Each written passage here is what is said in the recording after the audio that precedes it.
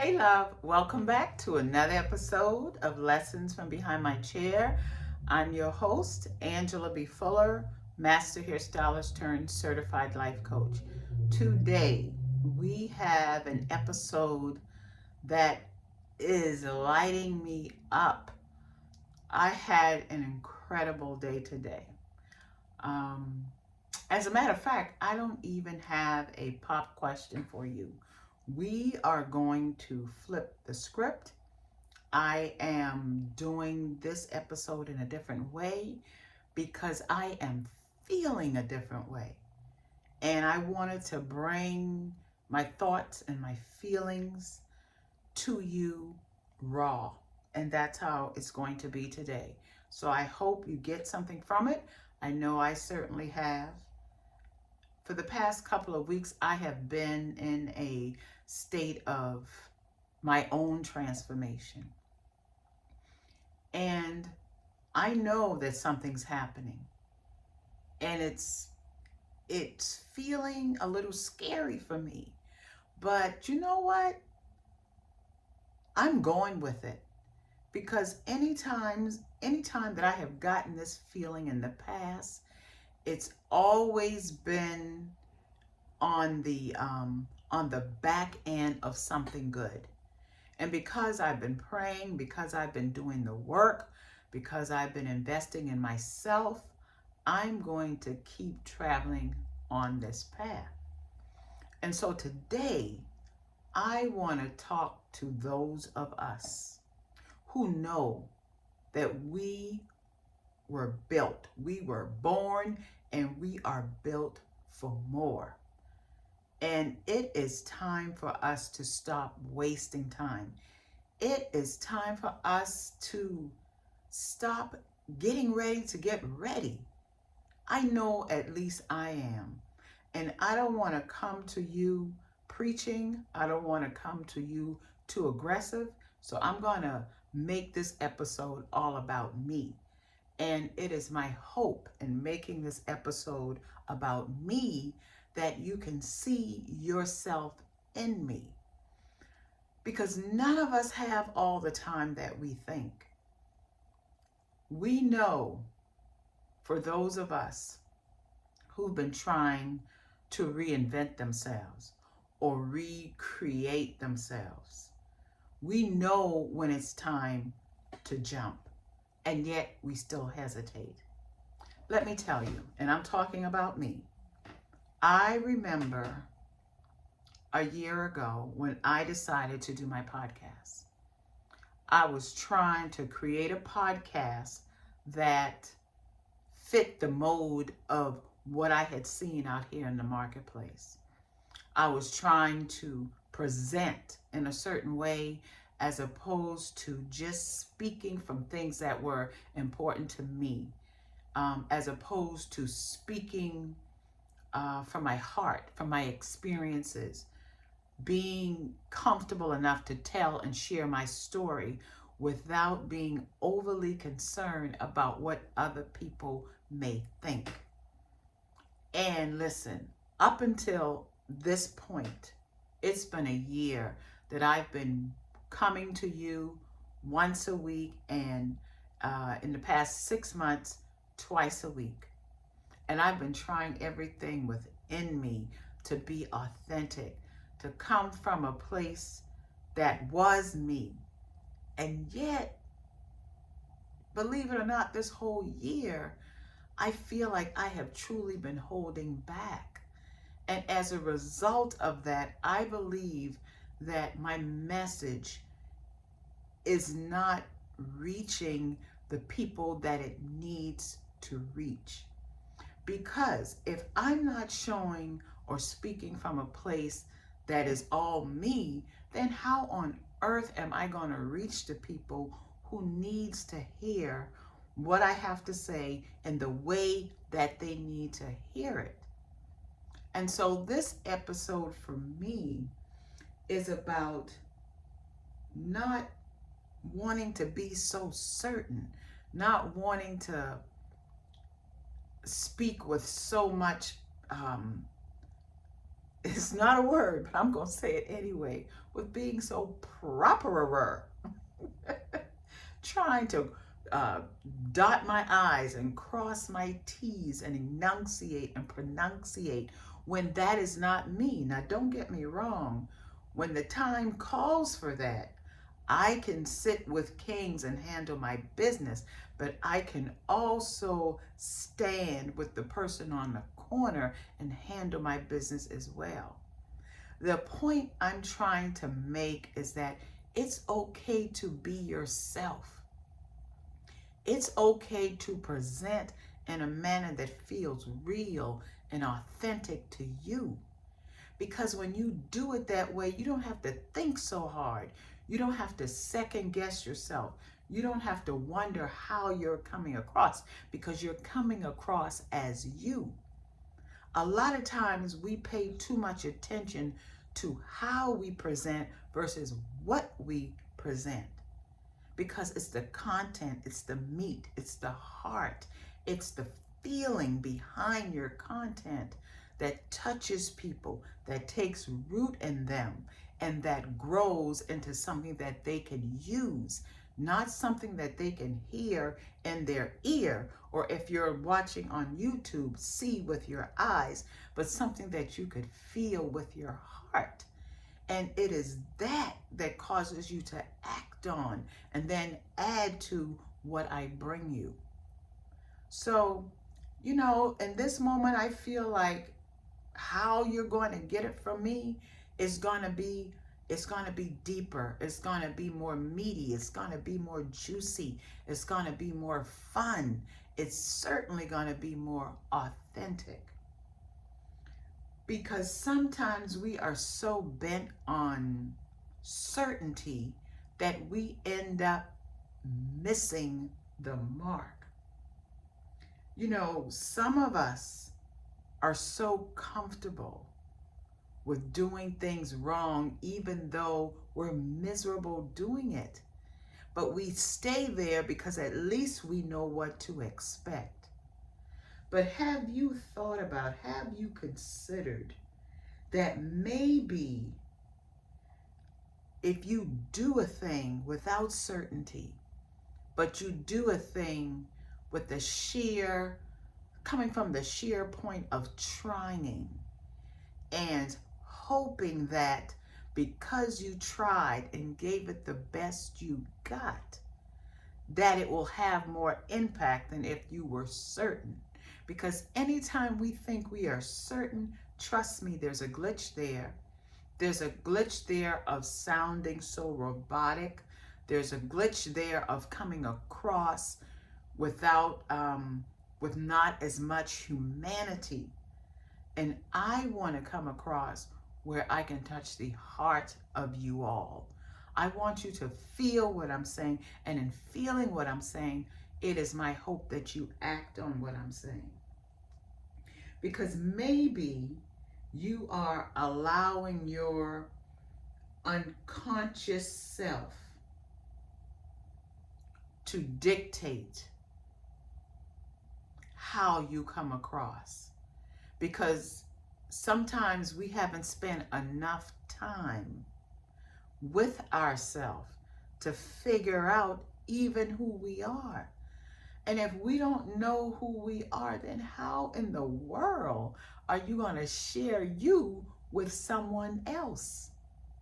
And how in the world are you going to encourage someone else to be themselves? You will certainly, that's the best way of coming across as a fraud. So my point is this: if you're trying to reach people on a heartfelt level, the best you can do is deliver your message, to present yourself from your heart center, because it is in that place that two people meet to create synergy so that something bigger, bolder, stronger can be created. So we all are trying to figure this thing out. Trust me, none of us know what we are doing. I believe there's not a single solitary expert out here who has all the answers, who knows exactly what they're doing, and who knows how it is going to land. So I'm trying to get out of that mode, that mindset of practicing and practicing and practicing, trying to make sure that something lands properly. The way it lands is the way it lands. After all, if you have been spending time in your dark place, and others have been out there just doing their life and living up their lives, but you've taken a portion of your time and devoted it to deep study. If you've sacrificed a good time for learning a good thing, if you've disciplined yourself to exercise and move your body and breathe in deep, bringing oxygen into your body so that when you step out into the world, you feel fit, you look fit, you're speaking fit, if you get what I'm saying. You're speaking in a way that you're energetic, that you're engaging, that you're inviting people in. Then you've got to know that that is going to account for something. Because, listen, sometimes we're so multifaceted that we are afraid to let people see that about us, because then we think people are going to judge us. People are going to say, oh, we're too flaky, oh, we're too flippy. But no, you can be multifaceted. But if you start from a place of not certainty, but clarity, you would surprise yourself how, when you are clear about a thing, how you can take all your gifts, your talents, your nuances, your idiosyncrasies, and package it in such a way that you reach people in a way that brings clarity to them. And when you're clear and what's coming out of your mouth is clear, you'd be surprised the energy that comes with that allow other people to see your clarity, which may allow other people to see their way clear. So I've decided to act on what I believe to be true, not what I believe is certain. Because one thing for sure is there's nothing in this life that's certain. Yes, you want to be prepared. Yes, you want to read. Yes, you want to study. Yes, you want to meditate. But don't spend so much time on those things that you forget to deliver the goods. And deliver the goods messy if you must, but make sure that you deliver. Don't you go walking around here second guessing yourself. Don't you go walking around here in this state of, I wonder if they're going to believe what I'm saying. I wonder if they're going to receive what I'm saying. First of all, how about you just say it and let it fall on the people where it is to fall. When rain falls, it falls on everyone. But not everyone benefits from the rain. Let it rain. Let it rain so that you can allow other people to reign in their space. I'm telling you, listen, I'm not playing games anymore. And I want to invite you to adopt the same attitude. Not playing games anymore.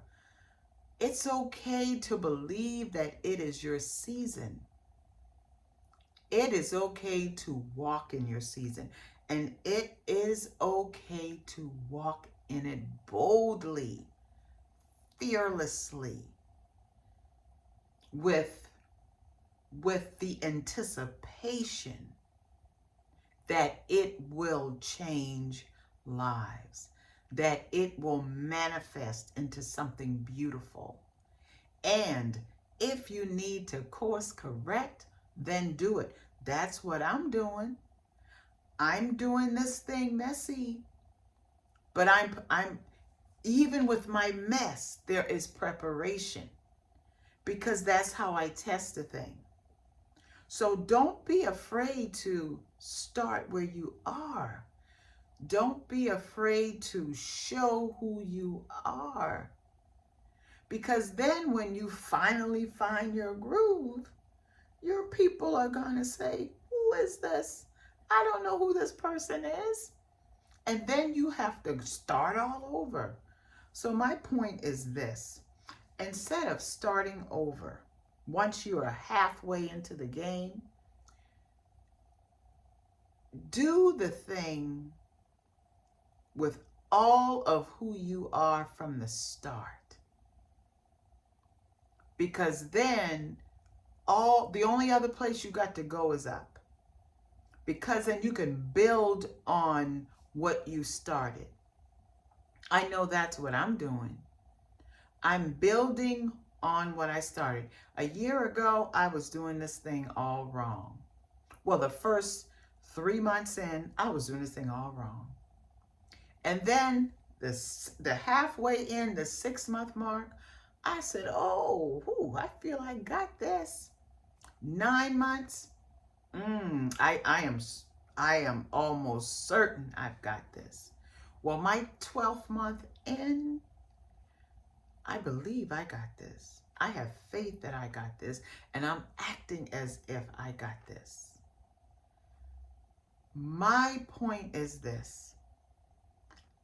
My advice is this. Start on day 1, believing that you got it. Believing that your authentic way is okay.